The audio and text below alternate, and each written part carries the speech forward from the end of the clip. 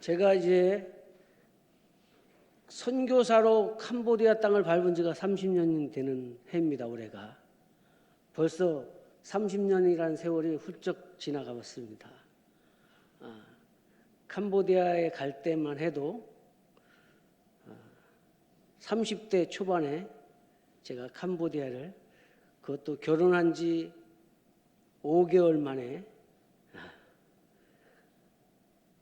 신혼 때에 캄보디아 땅에 하나님의 그 부르심의 소명을 따라서 캄보디아 선교를 나가게 되었습니다. 모든 것이 하나님의 은혜고 또 그 가운데에서 하나님의 인도하심 속에서 여러 가지 어려운 상황들이 있었지만 그 모든 과정들을 잘 견디며 사역을 감당할 수 있었습니다. 그리고 오늘 이렇게 또 이곳 우리 평택중앙교회 우리 성도님들 앞에서 제가 또 캄보디아 선교에 대한 사역들을 함께 나눌 수 있게 돼서 무한한 영광으로 생각합니다. 우리 담임 목사님하고는 군 선후배, 제가 후배입니다. 3년 정도 후배돼요. 그래서 군 복무 때는 목사님을 뵙지를 못했어요. 제가 들어가기 전에 나오셨기 때문에. 그런데 이렇게 또 하나님께서 또 연결을 해주셔가지고 이렇게 또 선배님께서 이게 훌륭한 또 목회를 하고 계신 거에 대해서 정말 또 감사하게 생각을 했습니다. 하나님께서 저를 선교사로 부르시기 위해서 많은 과정들을 겪게 하셨습니다. 저는 어려서부터 교회를 다니기 시작했습니다. 제가 사는 동네에 예배당이 있어서 어려서부터 주일이면 예배당에 나가게 됐는데 예수님을 만나기 전까지는 그냥 열심히 재미 삼아서 다녔어요. 그러다가 고등학교 1학년 때 제가 오늘 우리 학생부 그 수련회를 한 것을 보니까 옛날 생각이 납니다. 제가 고등학교 1학년 학생의 수련회 때 예수님을 만났습니다. 그리고 예수님을 믿게 되고, 그리고 예수님 때문에 제가 지금까지도 그 예수님 전하는 삶을 살게 됩니다. 그리고 나서 고등학교 2학년 때 하나님께서 저를 주의 종으로 또 부르셨습니다. 그래서 제가 주의 종이 되기로 서원을 하게 되고, 그리고 나서 제가 고등학교를 졸업하면서 신학교를 들어갔는데 하나님께서는 저에게 또 특별한 계획을 가지고 계셨던 것 같아요. 그래서 신학교 들어간 지 1년 만에 저를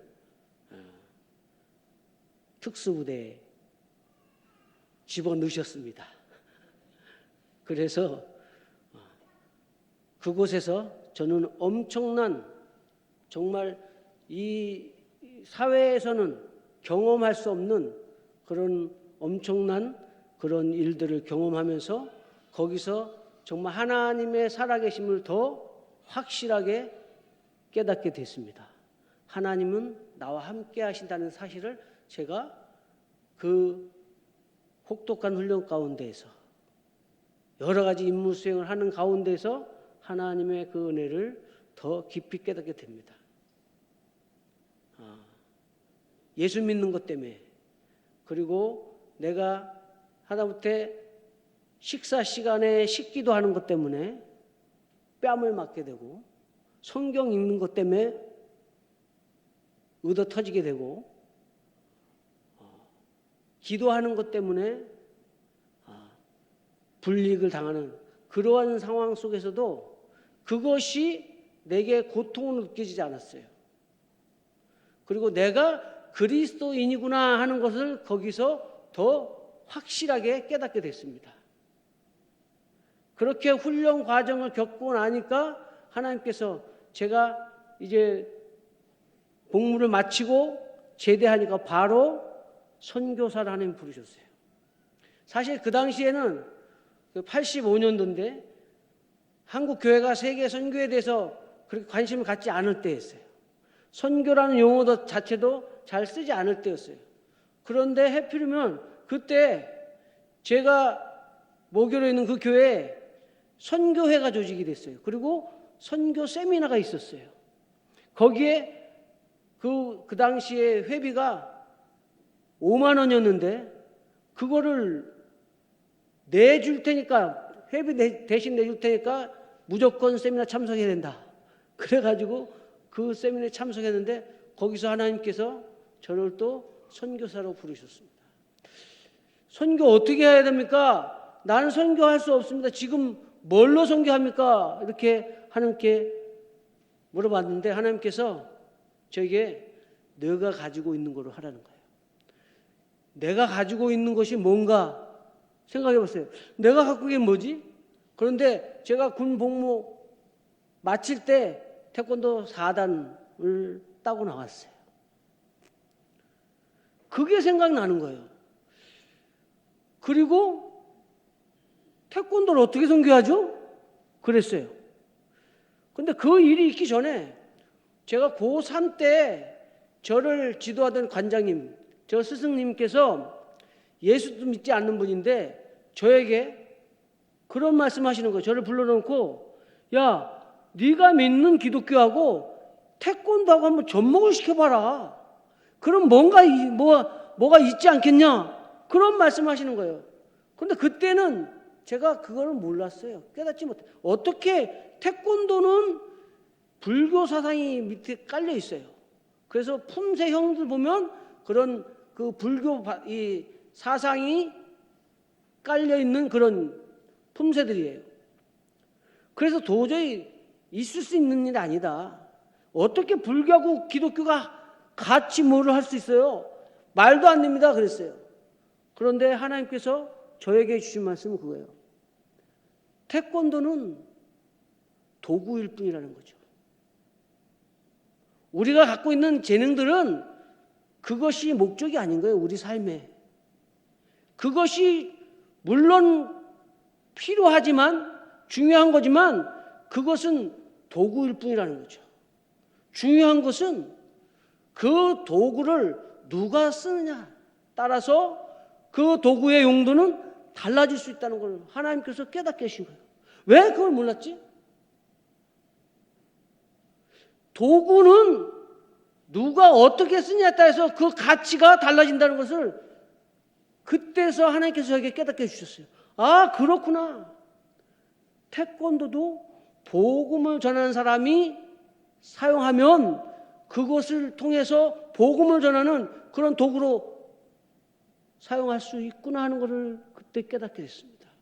그리고 그때부터 제가 태권도 선교사로 하나님의 부르심에 제가 응답을 했습니다. 그렇게 해서 8년이라는 기간 동안에 하나님께서 저를 태권도 선교사로 훈련을 시키셨어요. 그래서 태권도 선교회를 조직하게 만들고 그리고 그 태권도 선교회를 통해서 태권도가 어떻게 복음을 전하는 도구로 쓰일 것인가 만들어야 되잖아요. 그냥 무조건 되고 뭐 태권도 가르친다고 되는 게 아니잖아요. 그래서 하나님께 기도하는데 하나님께서 태권무, 요새 태권 체조도 나오죠? 막 여러 가지 퍼포먼스가 있잖아요. 그런 것이 나오기 전에 하나님께서 그것들을 저희들에게 깨닫게 해주셨어요. 그래서 태권도 드라마도 만들게 하고 그리고 그것을 통해서 복음을 전하는 일을 위해서 이 태권도가 쓰일 수 있다는 것을 하나님께서 가르쳐 주세요. 그것을 가지고 제가 3년 동안에 91년도부터 93년도 캄보디아에 나가기 전까지 3년 동안에 8개국을 다니면서 단기 선교를 다녔어요. 태권도를 가지고 가는 곳마다 놀라운 일들이 생기는 거예요. 그냥 도복만 입고 몸만 풀어도 사람들이 그냥 순식간에 수백 명이 막 몰려드는 거예요.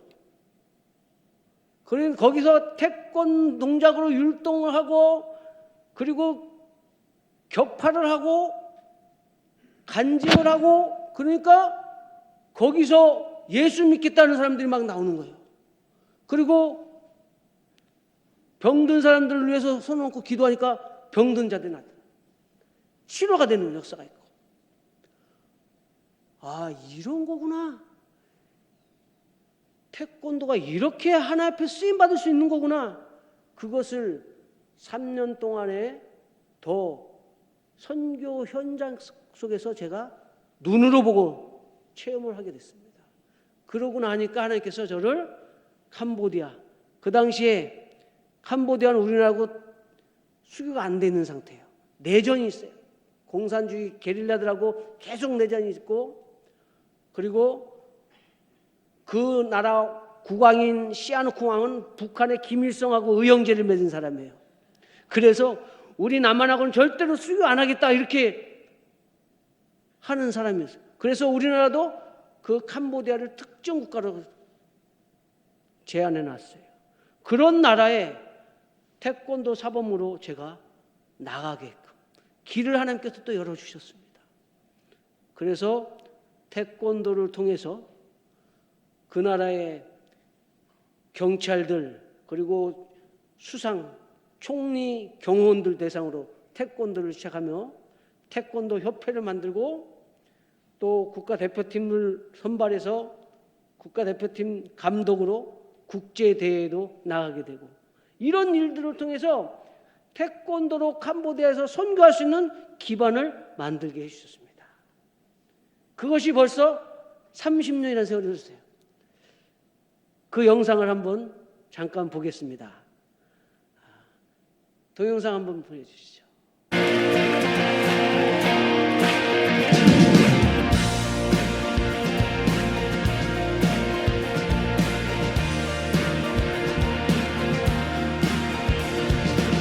주 찬양해 내 모든 것으로 온 마음 다해 주 행하신 일 감사드리세.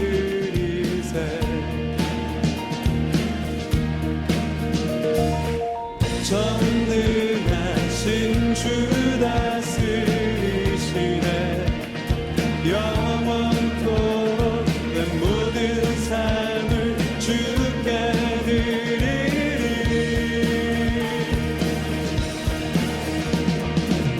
예수는 내 삶의 모든 넌 영원히 주만 따르리.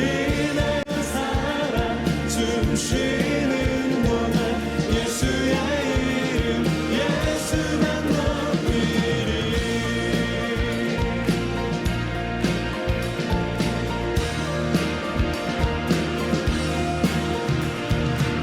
주 찬양해 내 모든 것으로 온 마음 다해 주 행하신 일 감사드리세.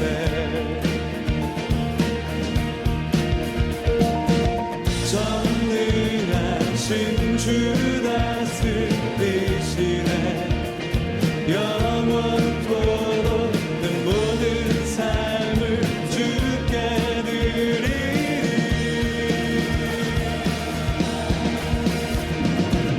예수는 내 삶의 모든 넌 영원히 주만 따르리. 내가 살아 숨쉬는 동안 예수의 이름 예수만 높이리. 예수는 내 삶의 모든 넌 영원히 주만 따르리. 내가 살아 숨쉬는 동안 예수의 이름 예수만 높이리.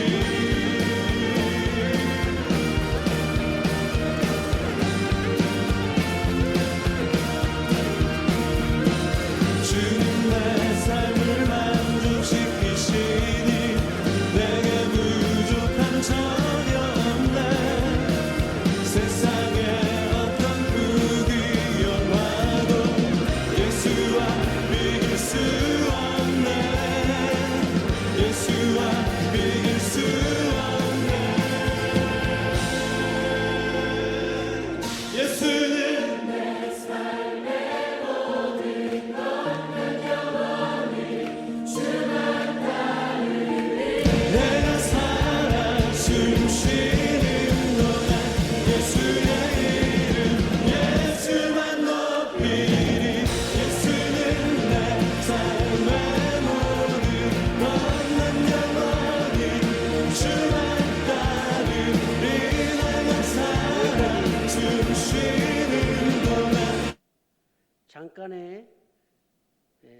동영상을 통해서 30년의 제 선교 사역을 보셨습니다. 하나님께서 저 한 사람 예수 믿게 만들어서 문화도 다르고 언어도 다르고 기후도 다른, 그리고 많은 풍습도 다른 그런 나라에 가서 처음 캄보디아를 배우는 것도 사실 쉽지 않았어요. 가르칠 만한 선생들도 제대로 없었어요. 그런데 그곳에서 캄보디아어를 배워가면서 태권도를 통해서 복음을 전하는 그런 기반을 만들게 했습니다. 지금은 예배당이 3곳을 하나님께서 허락하셔서 빼양짱이라는 마을에 예배처가 있고, 뚜울솜부라는 마을 예배처 있고, 그리고 수도 방위사령부, 캄보디아 푸놈펜이 수도인데 그 푸놈펜을 중심으로 한 그 주변에 도시 4개 도시가 있습니다. 그 4개 도시까지 포함한 수도 방위사령부가 있습니다. 사령관이 스리스탄데 그곳에 군인 가족들이 살고 있습니다. 그래서 그곳에도 예배처소가 하나님께서 만들게 하셔가지고 군인들 대상으로 군인 자녀들에게도 복음을 전하는 그런 일을 하게끔 하셨습니다. 그리고 또 국립기술대학이 만들어졌어요. 한국 전주대학이 캄보디아 노동부하고 같이 해서 국립기술대학을 세웠어요. 거기에도 제가 교수로 임명이 돼가지고 태권도를 가르치는 체육 교수로 제가 지금도 활동을 하고 그 대학에서 저의 비자를 내주고 있습니다. 매년 1년짜리 비자들을 그 대학에서 받고 있습니다. 이렇게 태권도 하나 가지고 예수 믿는 것 때문에 저는 인생이 바뀌었습니다.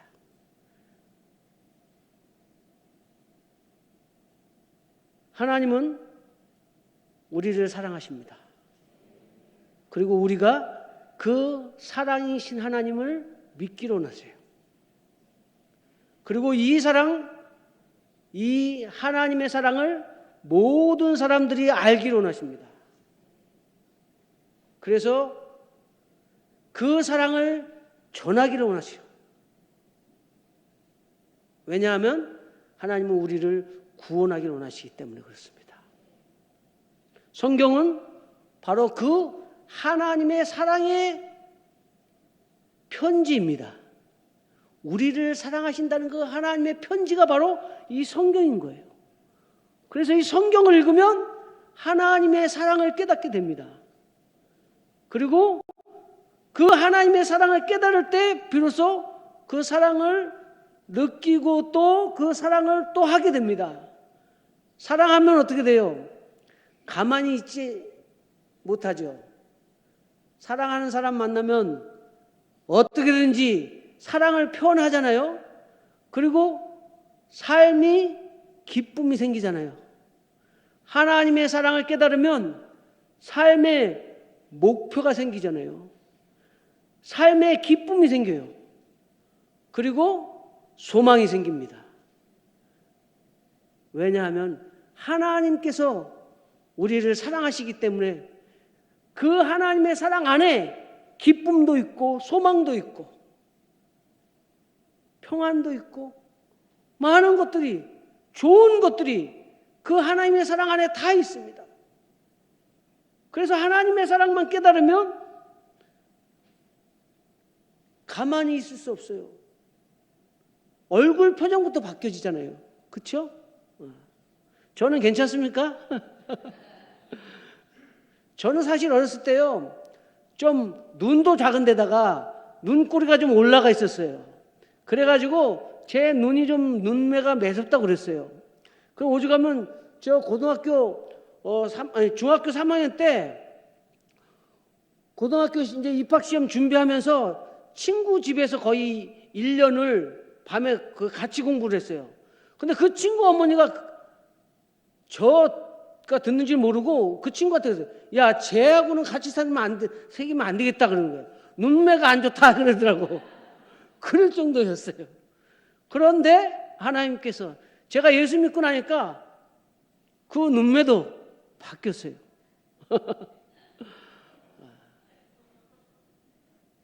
예수를 믿으면 그렇게 돼요. 저보고 이렇게 막 눈매가 매섭다고 이렇게 얘기하는 사람도 별로 없죠. 이제는. 그런데 하나님의 사랑이 내 안에 있으니까 내 삶도 바뀌게 돼요. 내 인생이 어떻게 쓰여져야 가치가 있는지를 깨닫게 되더라고요. 그것을 알게 되더라고요. 그래서 저는 지금까지 제가 예수 그리스도를 믿고 나서 잘한 일이 딱 하나 있어요. 뭐 태권도를 잘하고 이런 거는 별로 중요한 게 아니더라고요. 태권도 뭐 구단돼도요 대단한 것 같지만 감기 몸살 앓으면요 꼼짝 못해요. 그냥 누워서 꼼짝도 못하고 있어요. 제가 중학교 3학년 때 태권도 3단이었거든요. 나름 그래도 저희 다니는 체육관에서는 에이스였어요. 겨루기도 잘하고 품새도 잘하고 하여간 저희 체육관에서 제가 제일 고참인데 최고로 잘하는 그런 사람으로 인정받아서 저는 제 후배들 제가 직접 가르치기도 했어요. 그 정도였어요. 그런데 제가 고3 때 고2 때 주회종이 되기로 선언하고 나서 고3 되니까 또 마음이 바뀌어지는 거예요. 야, 너 체육 잘하는데 너 체대 가라. 자꾸 주위에서 또 부추기는 거예요. 그래서 또 속에서 우쭐하는 생각이 들어요. 그래, 난 체육 잘하지. 그런데요, 제가 그 고3 여름방학 때 감기 몸살을 앓았어요. 4일 동안을 그 더운 여름 날씨에 솜 이불 뒤집어 쓰고 추워서 달달 떨면서 누워 있었어요. 아무것도 못 먹고. 그럴 때 하나님께서 저에게 탁 깨닫게 해주세요. 너 봐라. 너 감기 몸살도 네가 네 마음대로 이기지 못하잖아. 태권도 3단이면 뭐해? 그걸 그때 깨달았어요, 사실. 건강하고 힘이 있고 내가 대단한 것을 할 수 있다고 생각하지만 몸이 병들면 아무것도 할 수가 없게 돼요. 그런데 우리 영혼을 책임질 수 있는 분이 뭐예요? 하나님이시잖아요. 하나님에게 있어서 제일 하나님 기뻐하시는 사람들은 순종하는 사람이더라고요. 제가 그걸 깨달았어요. 그래서 하나님이 시키는 대로 바로 그냥 너 신학 가 그러면 가는 거죠. 그리고 너 군대 가서 정말 군대 생활하면서 엄청 얻어맞았어요. 말할 수 없이 혹독한 훈련 속에서 여기서 다 표현할 수 없어요. 우리 담임 목사님은 저보다 더 훈련 강도가 더 높았어요. 임무 수행하는데도 그렇고. 예수 믿는 것 때문에 맞는 거는 저희는 온몸을 무기화시켰어요. 손부터 발바닥, 손 단련장, 발바닥 단련장 막 이런 것도 다 있었어요. 그래서 수도 단련, 막 정권 단련, 온몸을 다 단련시키는 거예요. 기본이 턱걸이 60개, 평행봉 60개 해야 되고 35kg짜리 벤치프레스로 120개가 기본인 거예요, 기본. 네? 제가 처음 들어갈 때 제법 내가 체력이 좋다고 생각했어요. 키는 작아도. 그런데 42개 들었거든요. 35kg짜리 벤치프레스. 그때 두 번째로 잘했어요. 우리 동기들 중에. 그런데 딱 들어가 보니까 120개를 해야 된다는 거예요. 그런데 고참들이 딱 와서 시범을 딱 보이는데요. 120개를 뭐 1분도 안 돼갖고 퍽퍽퍽 하는데 120개 해버리는 거야. 제 작은 눈이 그냥 동그래져가지고 세상에 놀랐어요. 그런데 그게 되더라고요. 돼요. 120개가 문제가 아니에요. 밥만 먹여주면 하루 종일 하는 거예요, 이거. 그런 체력이 붙어요. 그만큼 훈련을 시키니까. 체력에 대해서는 거기다가 20kg 배낭 메고 총 M15였어요, 그때는. M15 총 들고 산을 2개 넘는 코스 6km를 반환해가지고 돌아오는 12km를 1시간 만에 주파하는 거예요. 그냥 맨몸을 뛰어도 힘든데 20kg 배낭 메고 총 들고, 그리고 그것도 혼자가 아니라 팀이 다 같이 들어와야 되는 거야. 처음에는 그거 할 수가 없잖아요. 그래 막 나는 뛰는 것 같은데 내 몸은 시궁창에 처박혀 있어요. 갑자기 머리를 뭐 확 충격을 주면 그때서 또 정신 차리고 일어나는 거예요. 그냥 정신이 나가는 거죠. 정신이 나가는 거.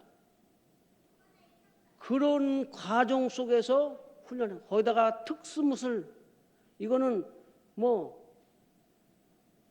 엄청난 겁니다. 사람 몸을 그냥 붕붕 날라다녀야 돼. 날라다녀야 돼. 그리고 1대1부터 했고 1대15까지 이 대련을 시켜요. 그러니까 사람 죽이는 거 어떻게 쉽게 죽일 수 있는가, 사람을 어떻게 하면 소리 없이 죽일 수 있는가, 이런 것들을 전문으로 배우는 거예요. 그래서 저는 사람 죽이는 거 이런 거는 그냥 뭐 일도 아닌 거예요. 이 새끼손가락 하나 가지고도 사람을 그냥 살짝 자극 주면 죽일 수 있는 거예요. 30초면 끝나요. 30초면. 길지도 않아요. 이 새끼손가락 하나 가지고도. 거기다가 무성무기, 소리 안 내고 쓰는 무기들 있잖아요. 그래서 우리는 항상 단도, 이 단검을 항상 가지고 다니서, 그건 나하고 똑같은 내 몸의 한 일부인 거예요. 언제든지 쓸 수 있어요. 던지면 백발백중. 그것도 훈련을 이만한 통나무에다가 4등분 해가지고 거기서 우측 상단이면 우측 상단, 좌측 하단이면 좌측 하단, 던지는 대로 탁탁 꽂혀야 돼. 그게 처음에 됩니까? 그것도 그냥 서서가 아니에요. 낙법 치면서 방향 바꿔가면서 나중에는 대목 가지고도 들어가요. 대목 가지고 뭐 손에 잡히는 것만 무조건 던지면 들어가는 거예요. 그런 것들을 훈련을 통해서 임무 수행할 수 있는, 그렇게 훈련합니다. 담임 목사님이 그런 훈련을 받으셨어요. 조심하셔야 됩니다. 그런데 하나님께서 은혜를 주시니까, 하나님의 사랑이 내 안에 깨달아지니까 그렇게 무시무시한 훈련을 받은 사람도 양같이 순해지는 거죠. 할렐루야. 복음은 그런 힘이 있습니다. 우리 인생에는 2가지 종류가 있는 거예요. 아들을 믿는 자와 믿지 않는 자. 세상은 둘로 딱 나눠지는 거예요. 하나님은 그렇게 심판하신다고 그랬어요. 아들을 믿는 자와 믿지 않는 자는 분명히 끝에 결과가 완전히 다를 거라. 우리가 예수 그리스도를 믿어야 되는 이유가 거기 있습니다. 아들을 믿는 자에게는, 예수 그리스도를 믿는 자에게는 영생이 있고, 아들을 믿지 않는 자는 심판이 있다 그랬어요.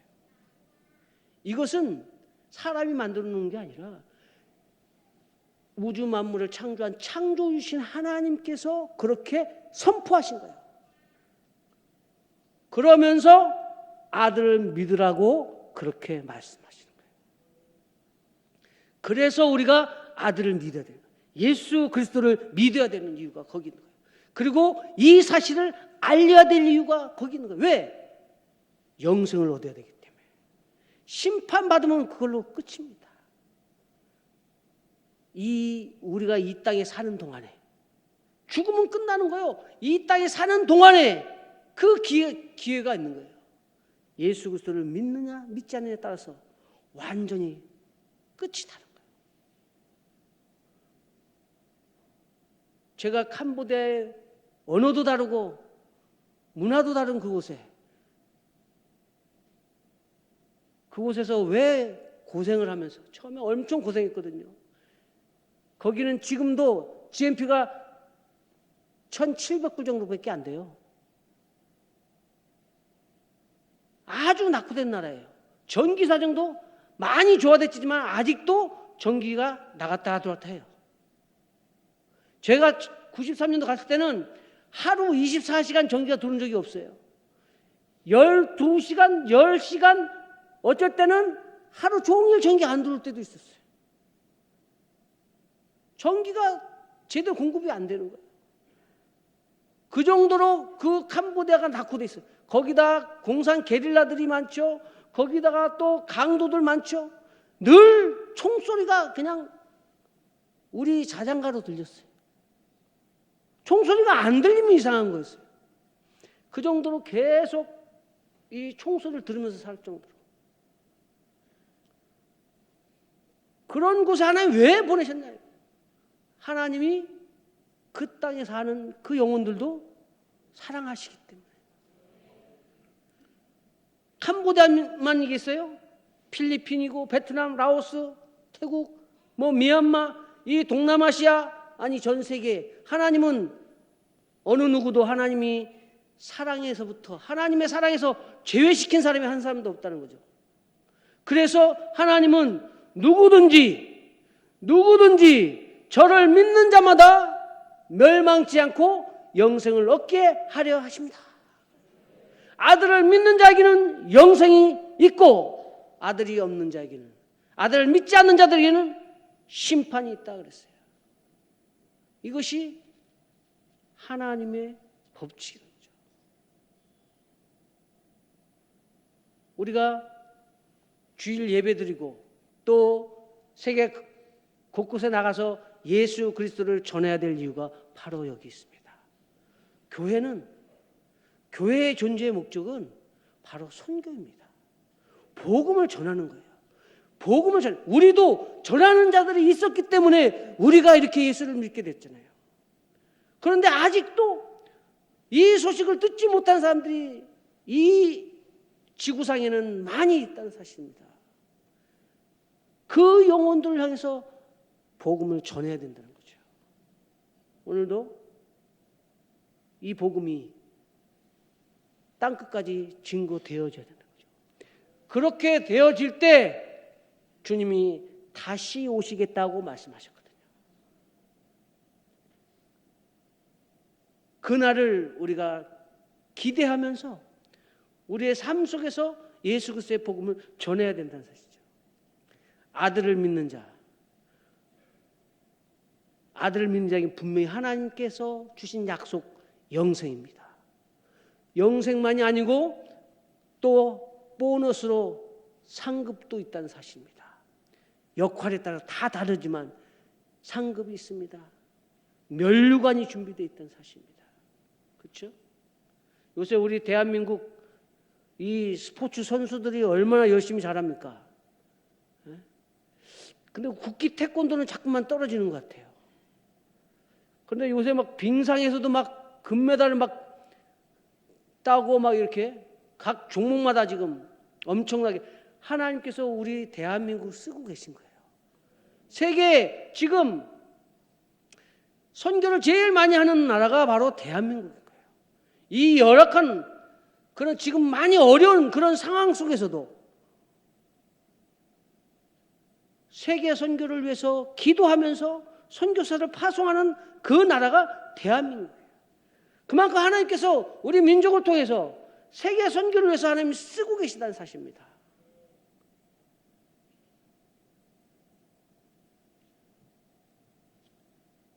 주님께서 지금도 우리를 통해서 일하기를 원하십니다.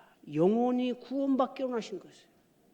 하나님은 한 영혼이 예수 믿고 구원받는 것을 의인 99명으로 인해서 기뻐하는 것보다 더 크게 기뻐하신다고 했을 정도로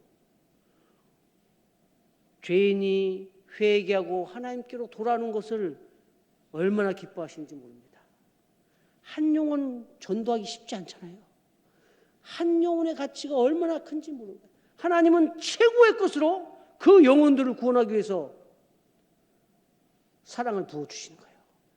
예수님 자신이 이 땅에 오셨잖아요. 그리고 십자가에 죽어주셨잖아요. 그리고 3일 만에 부활하셔서 구원을 완성하셨어요. 모든 사람들을 위해서 대신 죄값을 대신 담당해 주셨어요. 그것만큼 큰 것이 없는 거예요. 우리로서는 할 수 없는 일이기 때문에 우리가 아무리 발버둥 치고 그 일을 하고 싶어도 그것은 우리가 할 수 없는 일이기 때문에 예수님께서 하신 거거든요. 그보다 더 큰 사랑이 없는 거예요. 그만큼 하나님 우리를 사랑하고 계신 거예요. 그래서 그 사랑을 통해서 사랑의 소식이 이 온 땅에 전파되기를 원하십니다. 그 일에 우리가 함께 동참하게 되는 거예요. 기도를 통해서, 물질을 통해서 복음을 전하는 일을 위해서 함께 동참해 나가는 겁니다. 오늘도 그 일이 전 세계에 지금 흩어져 나가 있는 선교사들을 통해서도 일이 진행되고 있습니다. 저는 매주마다 주일이면 네 번 예배를 드립니다. 사역지 3곳을 다녀야 돼요. 아침 7시에 출발해가지고 빼앙짱 행복교회, 거기서 오전 예배를 2번을 드려요. 어린이 예배, 장년부 예배. 그리고 점심 식사를 하고 나면 오후에 또 뚫선보 행복교회로 갑니다. 거기는 오전에 예배를 또 드리고 어린이 주일학교 애들 예배 드리고 오후에 장년부 예배가 또 있어요. 2시. 거기 예배를 드리고 나면 군사령부, 거기에 4시에 또 예배가 있습니다. 한 바퀴 돌면 거의 100km를 다녀요. 100km.